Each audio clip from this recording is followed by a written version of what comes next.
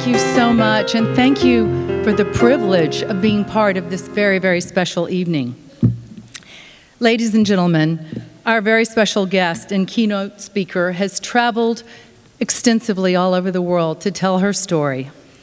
In addition to being the subject of a very popular play entitled, "And Then They Came for Me," Remembering the World of Anne Frank, Eva Schloss has published several works of her own, including Eva's Story, The Promise, After Auschwitz, and Hell and Back. Like her stepsister, the legendary Anne Frank, Eva, then Eva Gerlinger, was hiding in Holland during the war before also being betrayed and sent to a horrific concentration camp. In her case, Auschwitz. Being among the fortunate few to survive, Eva has devoted the last 25 years of her life to making sure that the world not only knows the truth about the Holocaust, but that it learns the right lessons and accordingly the right conclusions from the Holocaust. So tonight, let's embark on a guided tour of the extraordinary life of Eva Schloss. And to lead us in this memorial journey, if you will, it's my pleasure to introduce a media personality well known to all of us in this room. Over the years, this award-winning journalist, Melanie Lawson, has covered countless media events, locally, nationally, and internationally.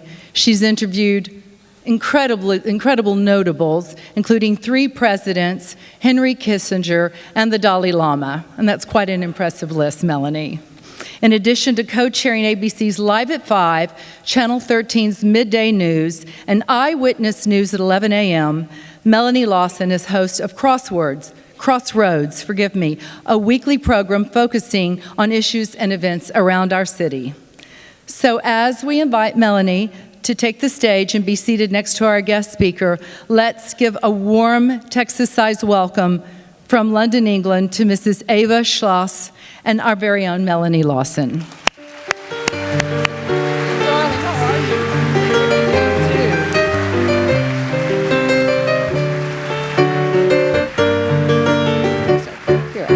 She's lovely, isn't she? First of all, if you would. Can I just say something as an introduction? Absolutely. I'm delighted to be here in your beautiful city. I've only seen half a morning of it, but I've seen it's really very beautiful. And but I just want to say something about the Anne Frank tree. The rabbi mentioned it, how important this tree was for Anne, and it was important because it was the only thing she saw of the sky, of the moon, of the stars. And she writes quite a bit about this tree. And this tree was dying. And everything is connected with Anne Frank makes world news. So the tree had to be cut down. And the Anne Frank house, where the tree is, got from all over the world, emails, telegrams, phone calls. You can't cut this tree down. But of course it had to go. And when I heard this story, I was actually very upset because when 6 million of our people, Jewish people, were taken in cattle truck to their death, the world was silent. But when an old tree has to die, the world protests. Yeah. So we have to have our priorities right. Just a little introduction. Absolutely. Well, first of all, I have to say what a pleasure it is to be here this evening. Congratulations to all of the honorees tonight, and my thanks to the rabbi for inviting me this evening for such a momentous night. Miss Eva and I have had a chance to at least chat for a little bit backstage, but I am just honored and thrilled to be part of this public conversation. I do want to make sure that I say going into it that we'll allow a few questions at the end, so if you could think about that, that would be great. But I do want to just say what a pleasure, what an honor it is. You are truly a remarkable woman with a great deal of zest and energy. I asked her impolitely how old she was, and she said 87, which of course I don't believe, but she is traveling the world, going on tour these days, and I believe is going to 9 or 10 cities in just the next couple of weeks. Yeah. Yes. So I am amazed by that. You're speaking engagements in cities all across the globe, and I do want to say on behalf of everyone gathered tonight, what an honor it is that you chose to come to Houston for a day or so to spend with us. We really appreciate it. Thank you. Thank you very much.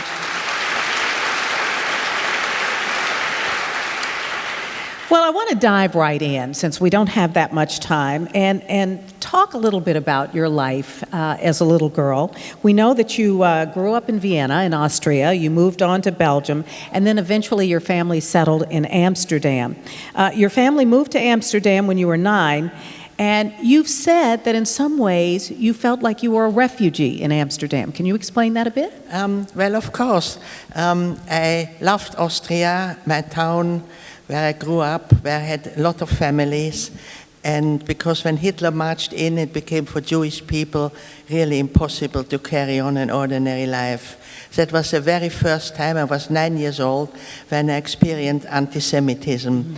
I had my best friend, Austria was a Catholic country, so there were Jews and Catholics, and we had to have religious education in school, so everybody knew who was a Jew. And my best friend was Catholic, and on the way home from school, I usually popped in there. But as soon as the Nazis marched in, the next day I went there to play again, and when the mother saw me, she looked furiously at me and said, "We never want to see you here again." I was 9 years old, innocent. What did I do, you know? Yeah. And I went to home and I cried, and my mother said, "Well, for Jewish people, life is going to change now drastically." And again, we were lucky, we were able to get out to Belgium first. There again, we were not welcomed as refugees. I didn't know the language. We were living in a little boarding house. We had lost all our furniture, all our clothes, everything. And then the war started, and we moved to Amsterdam in a furnished apartment. And but Amsterdam, the Dutch people were actually quite welcoming, quite different from Austria at the time or Belgium. And I settled down quite happily.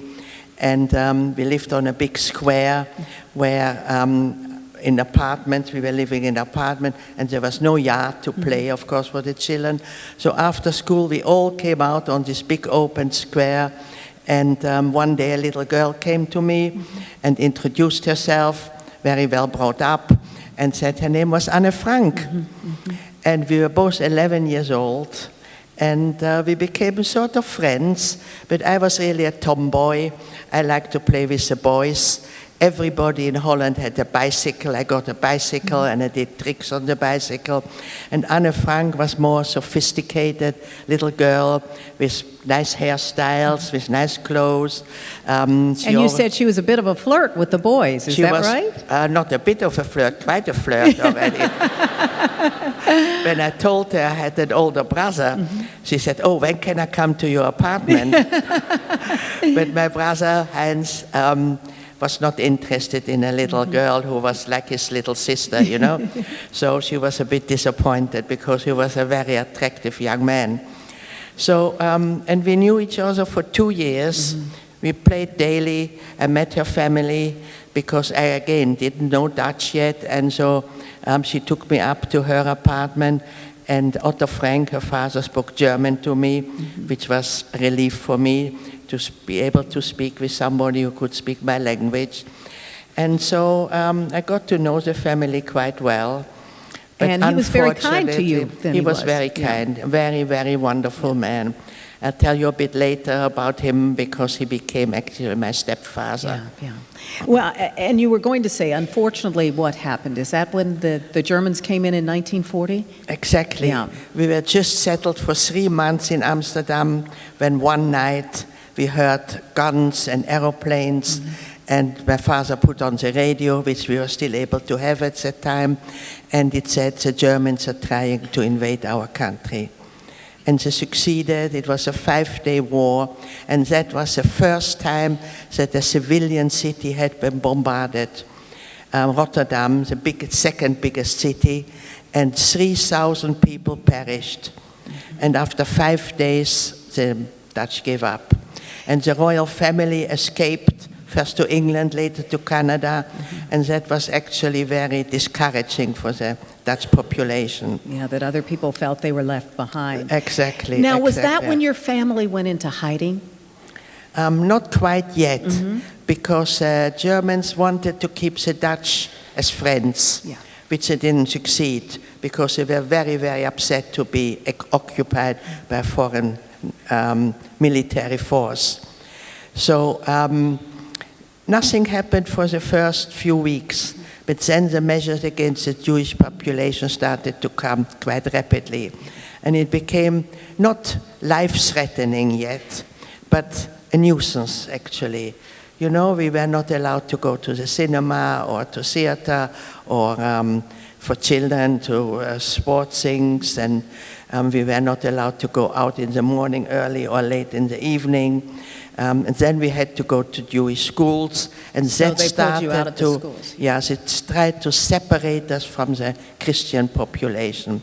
And going to school, Jewish schools, is okay. I'm sure many people prefer even to go to a religious school, but what it meant was that it wasn't safe. Yeah. They came with trucks and went into a classroom, said to the children, come, we've got a truck here, you go on it. Children had to go. In the evenings, the parents waited for the children to come home. They didn't turn up. They went to the police, went even to the Nazi headquarters to find out where are our children. They never got any answer. Those children were never ever seen again. Only after the war did one hear they were sent to Mauthausen, which was a horrific Austrian death camp, and they were just thrown down from the cliffs. Well, let's so talk you can about, imagine how scary it Yes. became. let's talk about why your parents decided that it was time to go into hiding. And your family actually split up. Your father and your brother went to one place, and you and your mother went somewhere else. Talk to me a little bit about why they made that decision just to separate, and what it was like to live in hiding in someone Right. else's home. Right. Well, one day, about 10,000 young people, Jewish people, big kids, 16 and 25, got a call-up notice to be deported to Germany to work in German factories.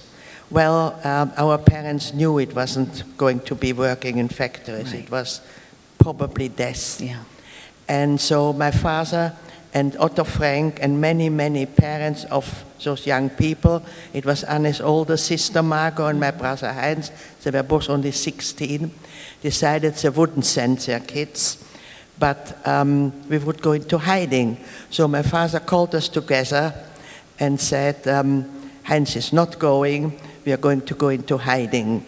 And you know, the apartments in Holland are quite small and not big homes like you have here. Mm-hmm. And so nobody could really take in 4 people. Mm-hmm. So my father said, I was going with mother and Heinz will go with him. And I started to cry. I said I didn't want to be separated again. And my father said, if we are in 2 different places, the chance that 2 of us will survive is greater. He said, survive. Yeah. So I was 13 years old, and then I realized for the first time that it is really a matter of life and death. You know, parents tried to protect us. They didn't tell us about the danger.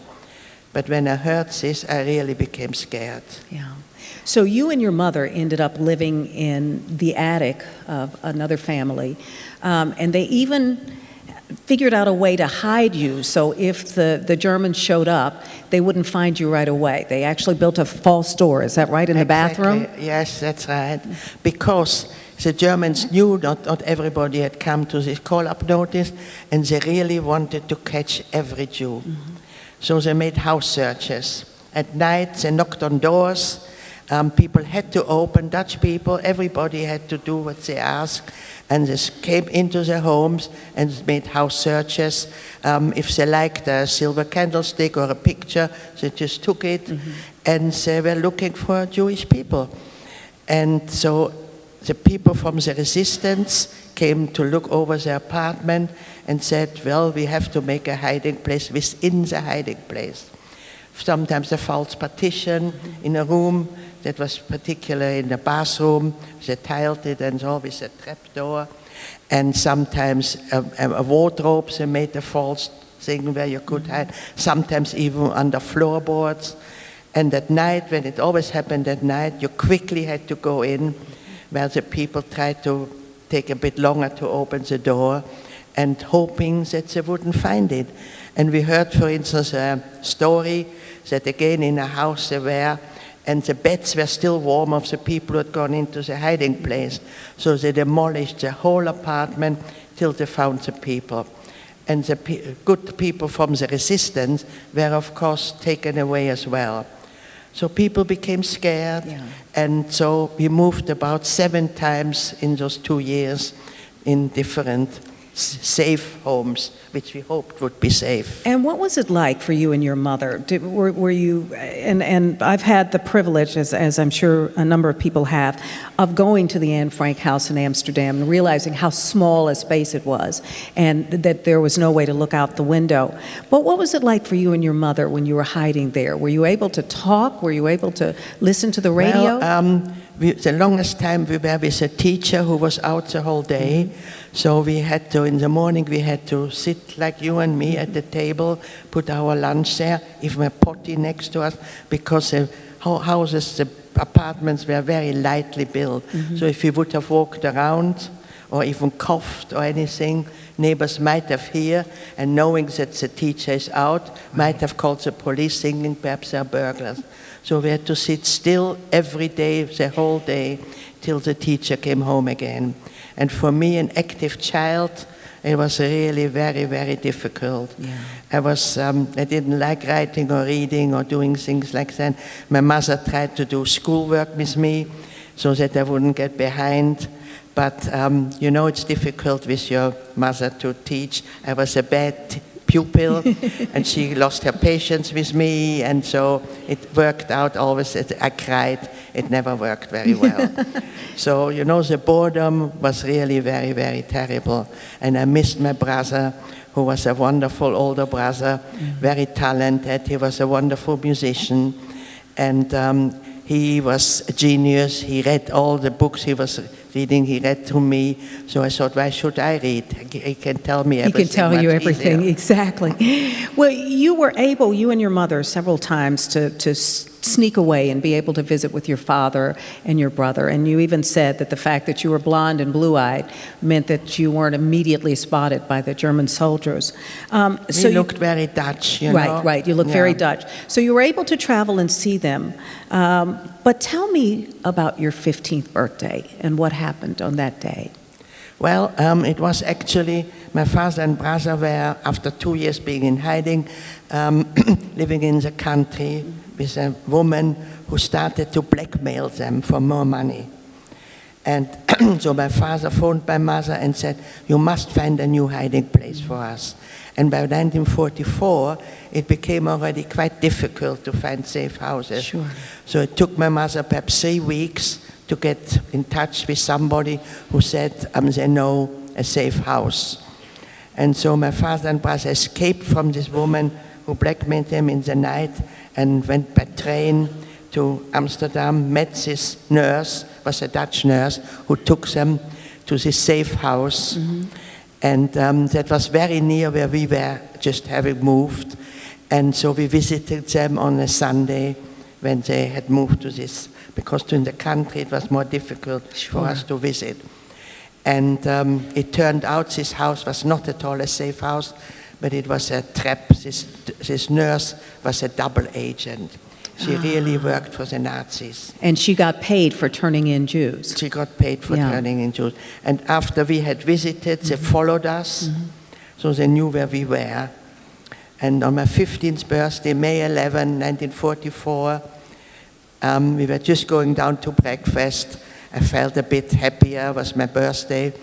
And there was a knock on the door. In the morning, usually nothing happened. And the owner opened the door, and the Nazis stormed in and took us away immediately. They knew who they were looking for.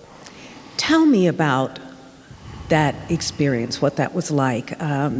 They grabbed the 4 of you, They took you down. Did they take you immediately to the trains?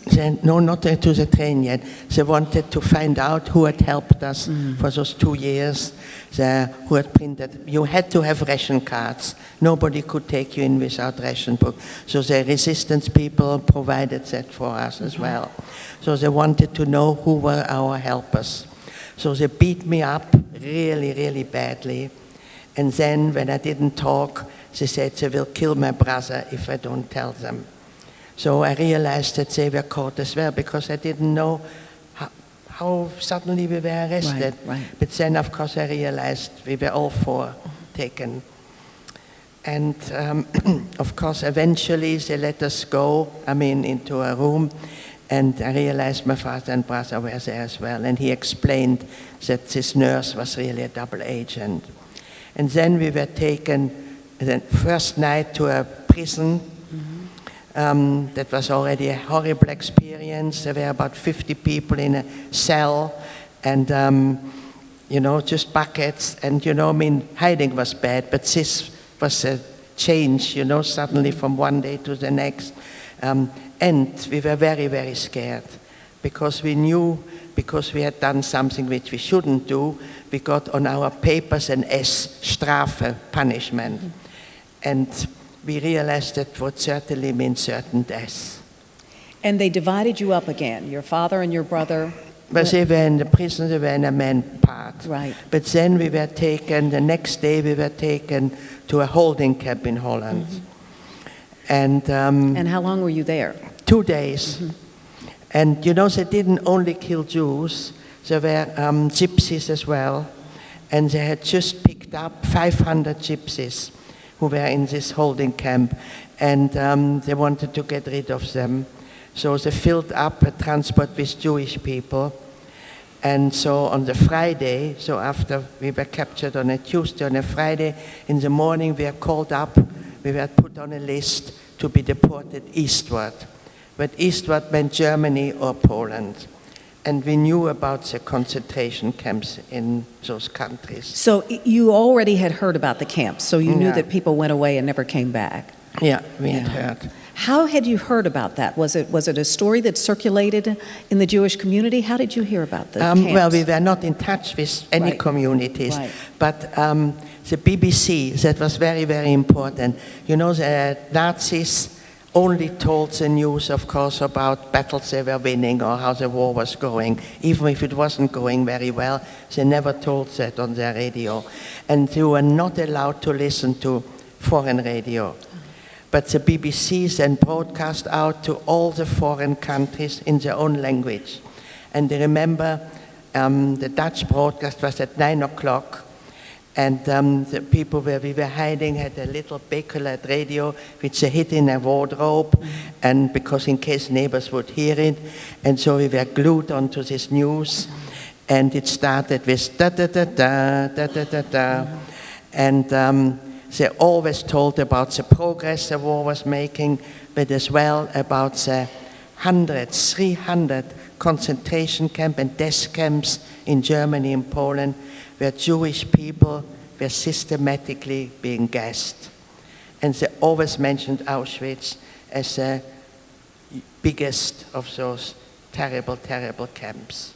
So tell me about when they put you on the trains. And they actually filled up the trains because they didn't have, with just the gypsies, it wasn't full. So they went and rounded up more people, including your family. Exactly, to fill it up with Jewish people.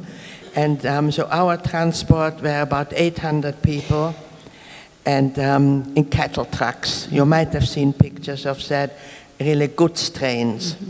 And of course, with nothing in it, just floorboards, a tiny little opening for air for 80, 90 people, 2 buckets, one for toilets to be used, and one for drinking water. Once a day, those iron doors were slit open and bread was thrown in like you would feed wild animals. It was, of course, not enough food for so many people. So we really starved already at that time. And but the only good thing about this journey was that we were still together as a family. So all 4 of you were on the train and together. My father, with tears in his eyes, apologized to us, said he can't protect us anymore. He said, from now on you'll be on your own. And he gave us advice how to behave, always to help each other, and hygiene, always wash your hands. And so later I had to laugh about this because there was nothing like this. Washing was completely impossible. Yeah. But my brother too, he told me, as I said, he was very talented, he was a musician, but he told me while he was in hiding, of course he couldn't make any noise. He had as well to sit still, and he started to paint, and he created some amazing artwork. And he told me before they escaped from this woman who blackmailed them, he hid the painting under the floorboards with a note on it that belongs to Heinz Geiringer, and after the war he's going to come to pick it up again. And we'll talk about that in just a moment, that you went back and found much of that artwork.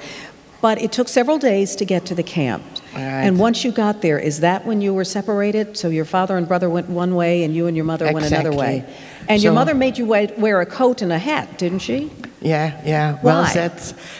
Well, when we arrived, the doors were open and we jumped down and we saw the platform Auschwitz.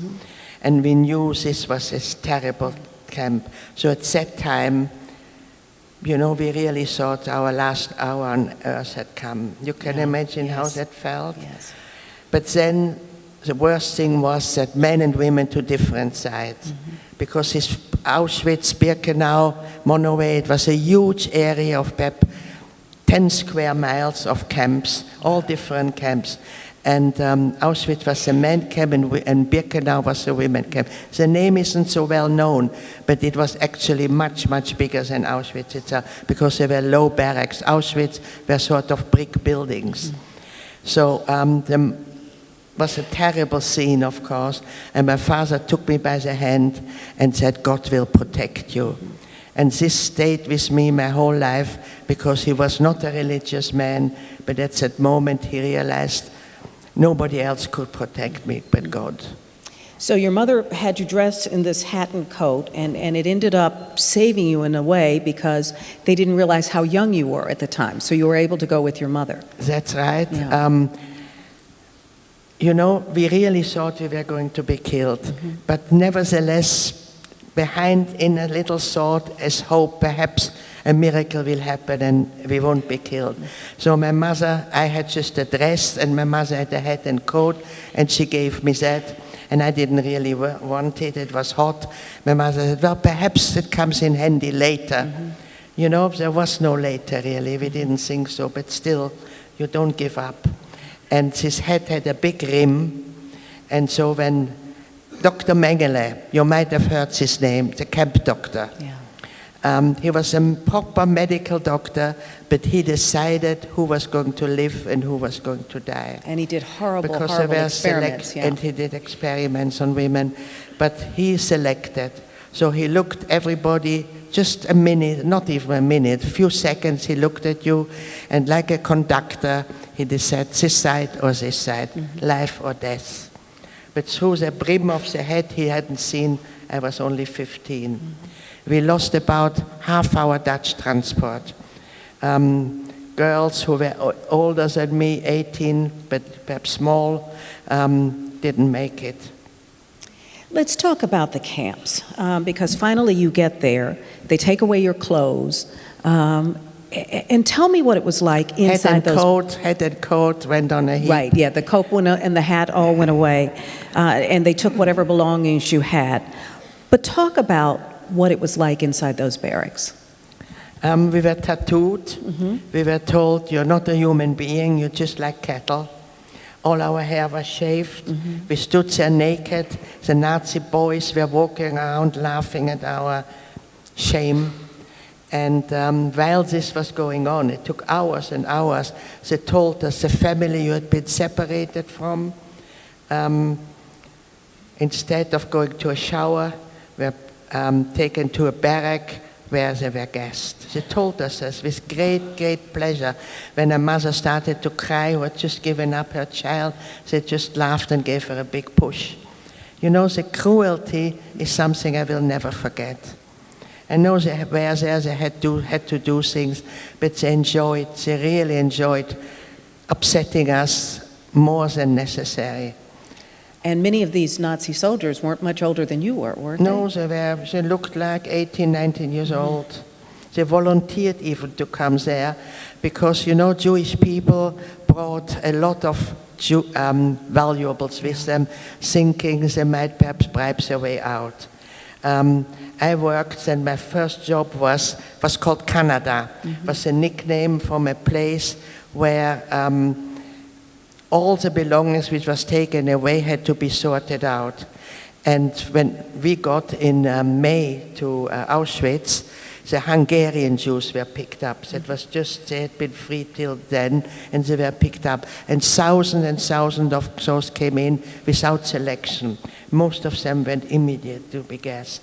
But they too brought a lot of valuables with them, and we had to, so I was taken to this place called Canada to look through those belongings, and we had to open the hem of all the garments to find gold, coins, money, jewelry, and that we had to hand in to the Nazis. And many Nazis, they were supposed to hand it over, but many just put it in their pockets. So they volunteered to come and work in Auschwitz. And all the things which were taken away from the Jewish people helped the war effort in Germany, because all this went to the bombed cities. They lost furniture, clothes, and so on, and that was all replaced with the belongings of the Jewish people. But I want to go back to the barracks and what life was like there. The fact that you had very little to eat, very little to drink.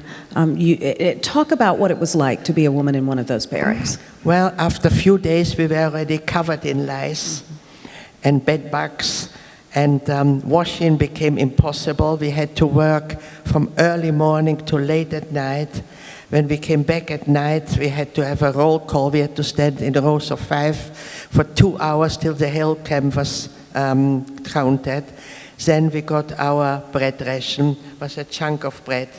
And in the morning, again, 2-hour roll call, and we got a little mug of liquid. That was all we got. How can you stay alive very long? There was, of course, working outside in the summer. There were some taps at some places, and people did drink. You had to drink. And that's why they got illnesses, typhus, cholera, dysentery, which can be healed. But if you have no medication and you carry on working, you die. So many people perished. So very often you woke up in the morning and the person who ate in a bunk was dead. And dead not because they'd been killed by the Nazis, but dead of overexposure or dead of starvation. From illness or starvation. A miraculous thing happened to you and your mother. You had to go to the hospital. You were very, very sick. And you didn't want to go to the hospital because you knew many people never came out. But you went to the hospital with your mother, and you saw someone there. And just at the door, a woman came out, and my mother stopped, and that woman stopped, and then they fell into each other's arms. And it was a cousin of my mother who had been deported from Prague, from Czechoslovakia. So that is really, you can only call this a miracle. There were 100,000 of people in these camps, and different camps, A, B, C, D, all surrounded by electrified barbed wire. And to be from different countries, from different times, to be in the same place suddenly was just unbelievable. And she had come from Theresienstadt, and her husband was a doctor who worked for the Nazis. You had to. And so he got her a job to work in the hospital with Mengele, which was, of course, terrible, but it saved her life. And she could give me some medication, and as well she gave us sometimes a bit extra food, and that helped us again for another few weeks to make it through. Because it was a matter to make another day, another week, and hoping that the war would end. And she even saved your mother from Dr. Mengele, because he'd selected her to be one of his experiments. That was the worst time in the camp for me. One day, about once a week, we had a shower and we were deloused. And that was the only time you could wash. And when we came out still naked, there stood Mengele with some of his SS, and the selection was taking place. Because, you know, people became weak and very thin, can you imagine, with that little food. And like any mother would do, my mother had given me very often some of her bread ration. And she was, she was quite thin and didn't look too well. And so she was selected by Mengele to be killed with 40 of our Dutch women. And naked she walked out to their deaths. And I was able in the night, taking big risk, to go to this cousin Minnie to tell her what has happened. And then we were moved to a different part of the camp. And I didn't know anymore. I assumed my mother had been killed. Because you all were separated for several months. We were separated for 3 months, and I'd never heard from her, and, you know, so I was convinced she had died. But your cousin Minnie saved her from Dr. Mengele and then took her into the hospital where she was very sick. And eventually you were able to get there and to find her. Yeah. And what did you do? Well, I was able, you know, that it became winter, and the Germans realized that the Russians were coming. They knew, of course, we didn't know. We had no idea. And so they started to evacuate the camp because they didn't want people to be liberated. And later, after the war, those were called the death marches, because most people perished, as you can imagine, in that weak state in winter, without food, to march into Germany or Austria for 3 weeks. That is just, nobody can survive. And they would just die along the roads, and snow would fall on top of their bodies. Sometimes they were shot, and there was high snow. So, but by luck, my mother and me stayed behind. But a group of Dutch people from our group came from one camp. There were not so many guards anymore, and the different camps were open, so you could go from one camp to the other. And some Dutch people had come and told me they had seen my mother. And I didn't want to believe it. I thought they just wanted to cheer me up. But I was able to go there, and indeed she was there, and Minnie had hidden her. And so she was still alive, but in a very, very bad condition. And you wake up one day, and you look around, and you're with your mother now, and your cousin Minnie, and a friend, and you realize that the camp is, for all intents and purposes, deserted. There are a few people who are still alive, but very close to death. And the 4 of you are able to go to a house where once all of the Nazis lived, and you realize the Russians have come. Yeah. And what was it like when you saw that they were there to rescue you? Well, they didn't. A few years ago, I went to Moscow, and I met some of those soldiers who had come to liberate Auschwitz. Oh, my goodness. And it was, of course, a very emotional moment. And I asked him, did you know when you were advancing fighting what you were finding? He said, no, we didn't know anything about the camps. But they were actually fighting the Germans. So they were, but they came there and put a field kitchen up and fed us. But then they went on again to, to fight, because they had to advance into Germany. And that was January, which is now Holocaust Memorial Day. But we didn't know it was January, we had no idea. But they couldn't really look after us because, that was not their job. And I decided to go to the men's camp to try to find my father and brother. And did you ever find them? No, I never found them. But I found Otto Frank, Anne's father, who had barely recognized, because he looked really very thin and bad. And of course, the first question he asked me if I'd seen his girls or his wife. Right. And these camps were huge, and I'd never seen them. But he had seen my father and brother, and he said, well, they'd gone with the Germans. Luckily, I didn't know about death marches at the time. So I thought, well, perhaps the war will finish in a few weeks, and they would still be all right. What's amazing to me is that the 4 of you, your mother, your cousin, your friend, were all able to survive when so many other people were not. Have you ever thought back about that and how you were really miraculously saved from what happened to almost everyone else in that camp? Well, it was unfortunately only my mother and me. My father and brother didn't. And Otto Frank as well. He was the only one of those 8 people who were hiding in the annex. So, a very small proportion of people survived. And I realized how lucky I am that I made it. Yeah, absolutely. How long before you realized that your father and brother were gone and Otto realized his entire family was gone? Well, the war was not finished, of course, in January. It didn't finish till May. And there was fierce fighting in Poland. And the Russians took us eastward to keep us safe. And so we ended up in Odessa eventually in May 1945. And then the war was declared, was finished. And then we still had to go back to Amsterdam, so that took another. So we were traveling from end of January till June, till we got into Amsterdam.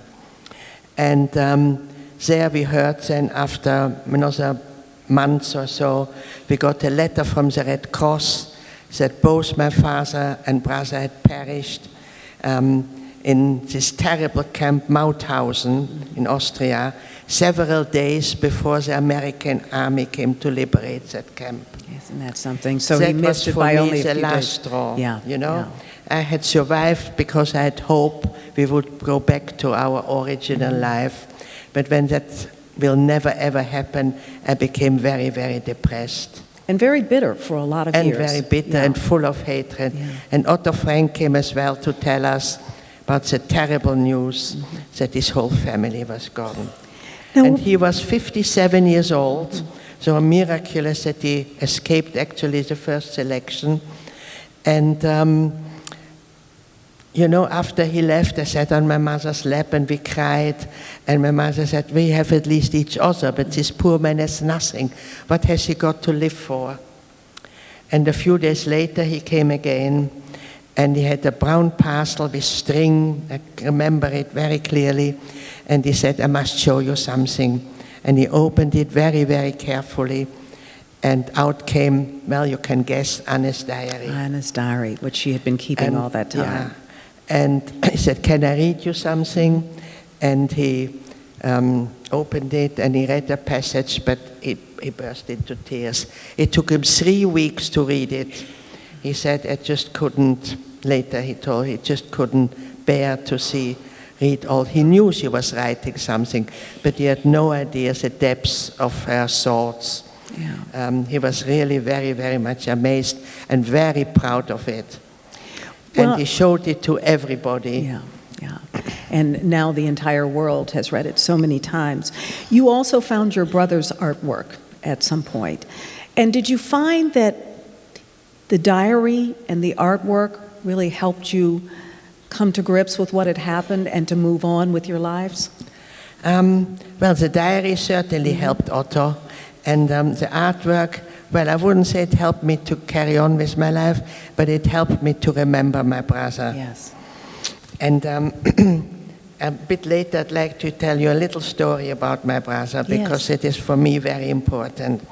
But perhaps we go on first with the rest of the story. All right. Well, so at some point, your mother and Otto Frank became very close. They worked together on the diary and pulling it together. They were both very lonely, very lonely. And both needed help. Right. My mother needed help. She had never worked before, and Otto kind of advised her a little bit and so on. And my mother advised Otto about publishing in German, in French, a diary and so on. So they became very friendly and helping each other, really. And he helped me a lot. I must say, Otto Frank was an amazing person. Yes. He had lost everything, had no hatred. He said, I'm German myself, and I know this was terrible, and what the Germans did was unforgivable, but there were as well good Germans, and it is a passing thing in history. And if you go through your life hating people, you'll be a very miserable person. And I said, yes, that's true, and I am. Yeah. So he said, put a smile on your face, you will say there's some wonderful people around. And it is true, but it's easier said than done. You know, I was really very, very bitter. Yes. And I blamed not just Germany, I blamed the whole world, because this is coming back to what is happening now, the refugee problem. You know, America, Canada, Australia, and even the smaller countries could easily have taken in perhaps not 6 million, but at least 3, 4, 5 million people. And, but nobody wanted any Jews anymore. And this is what it reminds me now. There are people who they don't voluntarily leave their own country. And, you know, who want to leave and have to leave because there's nowhere to live, and it's in danger of their life, in danger of their children's life. And again, the world doesn't want to know. So let's talk about your stepsister and her diary, and the fact that it became Otto Frank's life work to get her diary out there, and your mother's. At one point you even said you found some 30,000 letters that they had corresponded with other people around the world. Yes. Were you surprised that her story became so important, became so well known by the rest of the world, especially since the world had really turned their back on Jews during that period? Well, yes. When Otto gave me the Dutch edition first, I said, so what? I went through the same thing, you know? But then later when I was more, well, how shall I say, more open to this, I realized that she was very, very mature, and had, like the rabbi read a few passages, she had already an idea about everything. But one of the most quoted things in her diary, that she says she still believes in the goodness of mankind. I debated that, I disputed that. I said, would she have written that if she had survived the camp and experienced the unbelievable cruelty of what people are able to do to each other? And in some ways you felt as though your book, Eva's story, told what happened after Anne Frank. Exactly. So it was almost a sequel. Yeah, it was but I didn't write my book till much later, of course, because when I came back from the camp, I really wanted to talk. I wanted people to know, but people didn't. The 45 people didn't really want to be reminded of what has happened. I think there was a big guilt feeling around the world. So you don't want to be reminded of, perhaps we could have avoided all this. And is that why it took you so long to write this book and to put the story out there for everyone else? Well, I didn't speak for 40 years about it. And when you did, why was it so important then? Well, I realized that people wanted to learn, people were interested to hear, and as well, I think I woke up to when after the Vietnamese War, I said, well, the world really hasn't learned anything. Again, it's unbelievable cruelty. When you heard what was going on there in Vietnam, when veterans came back and told about the atrocities, they had to even implement on the population. You know, I said, nothing, people haven't learned. When the Vietnamese people tried to escape on the sea in little boats and big ships passed, they just didn't pick them up and let them drown. I was very, very upset that we hadn't learned. And still haven't learned. And that's why I continue to teach, especially in schools and young people, about the danger of discrimination, hatred, and as well of wars. And is that the message you want everybody? Yes.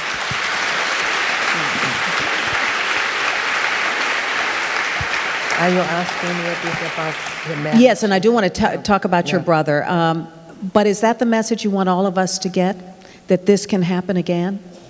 Well, it is happening again. Yes. Of course, the Holocaust is unique because it was Nazis were sitting at a table conference, eating and smoking and getting drunk and deciding a final solution.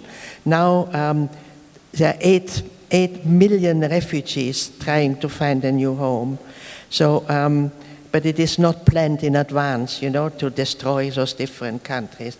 But countries are destroyed again, and people have to find new homes to live in and new countries to be accepted in. Well, I want to take a couple of questions, but while you sort of make your way to where I can see you, and it's a little bit difficult to see up here, tell me the story about your brother. Well, my brother was, as I say, very, very talented.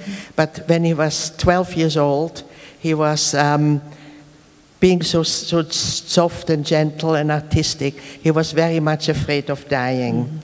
So one day he asked me in the night, we shared a room in Amsterdam, he said, what will happen when we die? Will we just disappear? I'm afraid. And I said, well, I don't know, but ask our Father. He has answers to everything.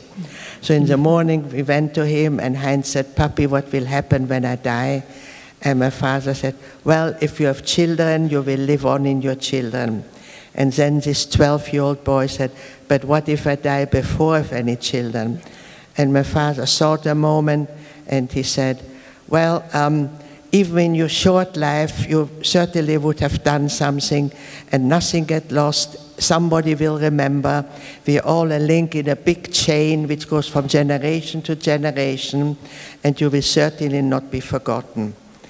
And so about 10 years ago, I decided I would write a book about him, about his life, what has happened to him, so that I kept the promise to my father and to Heinz that he won't be forgotten. And he has not been forgotten. And that is really what we all want to do.